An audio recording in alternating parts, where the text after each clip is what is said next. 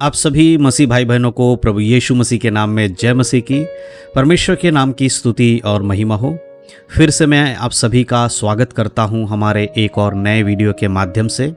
और मैं विश्वास करता हूं कि परमेश्वर ने आपको और आपके परिवार को सुरक्षित रखा है, संभाला है। दोस्तों, आज इस वीडियो के माध्यम से हम बात करने वाले हैं व्यभिचार के विषय में। जी हाँ दोस्तों, अगर आप प्रभु यीशु मसीह पर विश्वास करते हैं, आप बाइबल पढ़ते हैं, चर्च जाते हैं, प्रार्थना करते हैं और यीशु मसीह के आगमन का इंतज़ार कर रहे हैं, उसके दूसरे आगमन का इंतज़ार कर रहे हैं, तो आज का ये वीडियो आपके लिए बहुत ही ज़्यादा ज़रूरी वीडियो होने वाली है। मेरे प्रियो, मैं आपको क्यों ऐसा बता रहा हूँ, क्योंकि आज के समय में बहुत सारे मसीह लोग ऐसे हैं जो कि व्यभिचार के पाप में गिरे हुए हैं। हो सकता है कि आप भी व्यभिचार के पाप में हो और आप उससे निकलने की कोशिश कर रहे हो, लेकिन आप निकल नहीं पा रहे।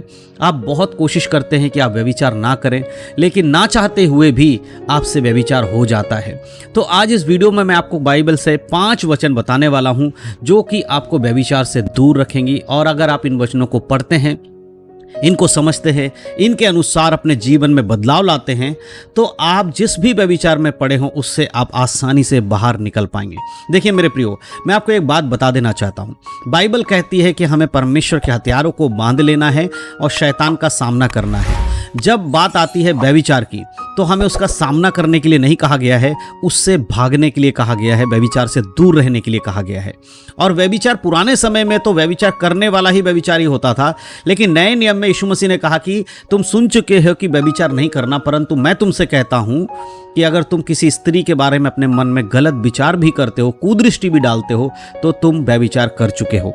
तो इस प्रकार से वचन कहता है। तो आज जो मैं वचन बताने वाला हूं उसको अगर आप समझते हैं तो आपके जीवन से कोई भी व्यभिचार होगा, अगर आप प्रार्थना करेंगे तो जरूर परमेश्वर आपको उसमें से निकलने में सहायता करेंगे। तो वो वचन कौन सा है, चलिए हम उस वचन को पढ़ेंगे। तो सबसे पहले मैं पढ़ूंगा नीति वचन 5 अध्याय, और इसमें से मैं आपको 5 वचन बताने वाला हूं जो व्यभिचार के विरुद्ध परमेश्वर की एक चेतावनी है। अगर हम पहले आयत को पढ़ते हैं तो यहां पर इस प्रकार से लिखा है, हे मेरे पुत्र, मेरी बुद्धि की बातों पर ध्यान दे, मेरी समझ की ओर कान लगा। सबसे पहले परमेश्वर का वचन कहता है कि अपनी बुद्धि की बातों पर नहीं, परंतु परमेश्वर की बुद्धि के बातों पर ध्यान देने के विषय में कहा गया है। बाइबल पर ध्यान देने के विषय में कहा गया है। बहुत बार लोग वचन पढ़ते तो हैं, लेकिन करते वो हैं जो उनके मन में है।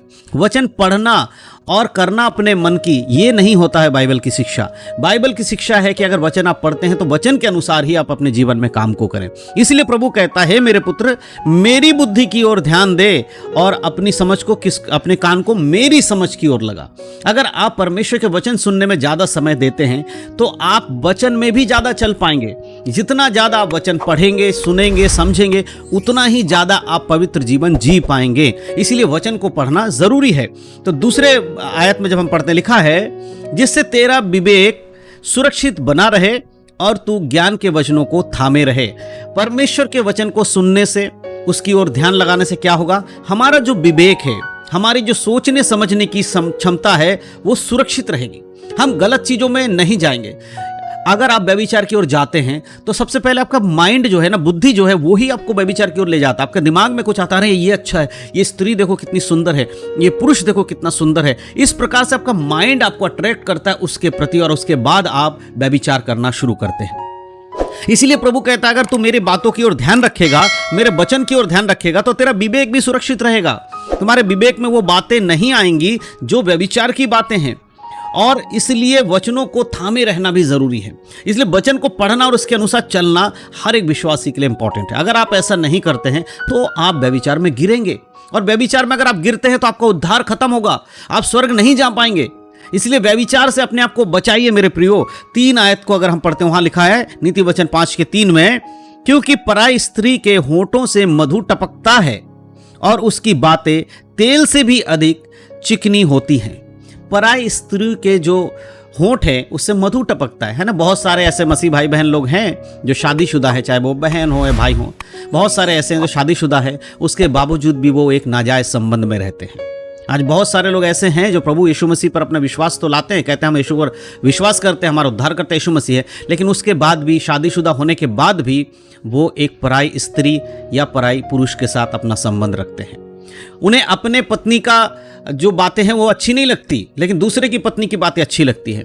ऐसी स्त्रियां हैं जिनको अपने पति की बातें अच्छी नहीं लगती, दूसरे के पति की बातें अच्छी लगती हैं। इसीलिए प्रभु का वचन कहता है कि पराई स्त्री के होठों से तो मधु टपकता है, आपको लगता है कि उससे मधु टपक रहा है, लेकिन परमेश्वर ने आपको एक स्त्री दी है, आप उसके संग अपना जीवन बिताइए।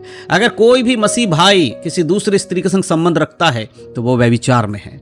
आज आपको देखना, अगर आप इस वीडियो को देख रहे हैं, अगर आपके जीवन में भी ऐसी कोई बात है, चाहे आप भाई हो या बहन हो, तो आज ही मन फिरा लीजिएगा। परमेश्वर कहता है उसकी बातें चिकनी, जो तेल से भी अधिक चिकनी होती है, लेकिन वो चिकनाई और वो मधु टपकना, ये सब आपको एक जाल में फंसाना है। उसके अगले वचन में लिखा है, 4 में लिखा है, परंतु उसका परिणाम नाग दोना सा कड़वा और 2 धारी तलवार सा पैना होता है। उसका परिणाम नाग दोना सा कड़वा होता है, इतना कड़वा कि आप उसका घूंट नहीं लगा पाएंगे। शुरू में तो आपको मीठा दिख रहा है, मीठा लग रहा है, लेकिन अगर आप उसमें फंस जाएंगे उसका परिणाम बहुत बुरा होगा। आप कभी उससे निकल नहीं पाएंगे, कभी बच नहीं पाएंगे।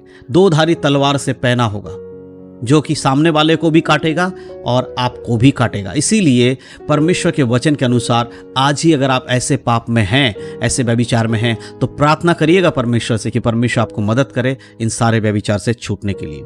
अंतिम आयत को जब हम पढ़ते, 5 आयत को, यहाँ पर इस प्रकार से लिखा है, उसके पांव मृत्यु की ओर बढ़ते हैं और उसके पग अधोलोक तक पहुंचते हैं। जो व्यक्ति परमेश्वर की बात नहीं मानता, उसके वचनों पर अपना कान नहीं लगाता, एक तो सबसे पहले उसकी बुद्धि का जो सुरक्षित रहना मुश्किल हो जाएगा, वो गलत सलत बातों को सीखेगा, सुनेगा। जो पराई स्त्री के चक्कर में पड़ा रहता है, उसका जो पैर है वो मृत्यु की ओर बढ़ेगा, अधोलोक में पहुंचेगा, यानी नरक की ओर जा रहे हैं आप यीशु मसीह पर विश्वास करके अगर व्यभिचार कर रहे हैं तो ये मत सोचिएगा कि आपने बपतिस्मा ले लिया है, आप हर संडे चर्च जाते हैं, आप बाइबल पढ़ रहे हैं तो आप स्वर्ग चले जाएंगे। नहीं मेरे प्रियो, वचन कहता, वचन के विरोध में परमेश्वर कभी भी कोई काम नहीं करता। इसीलिए यीशु मसीह ने कहा कि निरंतर अपने आप को जांचते रहो, वचन के अनुसार चलते रहो। कोई क्रिश्चियन बन जाने से स्वर्ग जाएगा ऐसा बाइबल में नहीं लिखा है। जब तक आप बाइबल के अनुसार जीवन नहीं जिएंगे, आप स्वर्ग में प्रवेश नहीं करेंगे। चाहे आप चर्च जाने वाले व्यक्ति हों, चाहे किसी क्रिश्चियन घर में पैदा हुए हों, या आप खुद एक पास्टर क्यों ना हो, कोई भी हो, जब तक वो वचन में जीवन नहीं जिएगा वो स्वर्ग में प्रवेश नहीं करेगा। तो ये 5 जो वचन मैंने आज नीति वचन से आपको बताए हैं, ये व्यभिचार के विरुद्ध एक चेतावनी है परमेश्वर की ओर से। मेरे प्रियो, ये व्यभिचार आज बहुत मसीह लोगों के जीवन में है। अगर आपके जीवन में है तो आज ही आप परमेश्वर से क्षमा मांगिए और परमेश्वर के वचन की ओर ध्यान करिए, ताकि इस व्यभिचार से आप बच पाएं। आइए हम अंतिम समय में एक प्रार्थना करते हैं। सर्वशक्तिमान पिता परमेश्वर, हम आपका धन्यवाद करते हैं सुंदर समय के लिए, आज के वचन के लिए। प्रभु, इस समय मैं प्रार्थना करता हूँ, यहाँ मौजूद जितने भी भाई बहन लोग आज इस वीडियो को सुन रहे हैं, प्रभु उनके लिए मैं प्रार्थना करता हूँ, जो अपना मन इस समय फिराना चाहते हैं, जो व्यभिचार से अपने आप को बाहर लाना चाहते हैं। पिता, ऐसे लोग जो प्रार्थना कर, उनके लिए मैं आपके हाथों में समर्पण करके प्रार्थना करता हूँ। प्रभु, उन पर दया करे परमेश्वर पिता, आप उन्हें छुटकारा दे प्रभु, इस व्यभिचार से निकलने के लिए पिता परमेश्वर आप उनकी सहायता और मदद करें प्रभु जी। इनकी आत्मा में परमेश्वर जो भी बुरी चीजें उसको निकालने में आप सहायता कीजिए प्रभु, शारीरिक बुरी चीजों को निकालने में आप सहायता कीजिए पिता परमेश्वर, और एक पवित्र जीवन जीने के लिए आप मदद कीजिए प्रभु। व्यभिचार की हर एक गंदी आत्मा इनके जीवन से निकल जाए यीशु मसीह के नाम से, और एक पवित्र जीवन जी पाए। जो इन वचनों को सुनकर उस पर चले प्रभु, उन्हें आशीष मिले। धन्यवाद पिता परमेश्वर, सभी भाई बहनों को फिर से मैं आपके हाथों में समर्पण करता हूं। यीशु के नाम से इस प्रार्थना को मांगता हूं, सुनकर कबूल करे हमारे स्वर्गीय पिता। सबने कहा आमीन आमीन। परमेश्वर के नाम की महिमा हो। परमेश्वर इन वचनों के द्वारा आप सबको आशीष दे। यीशु मसीह के नाम में आप सुरक्षित रहें, व्यभिचार से बचे रहें, उद्धार में बने रहें, यीशु के नाम में आमीन।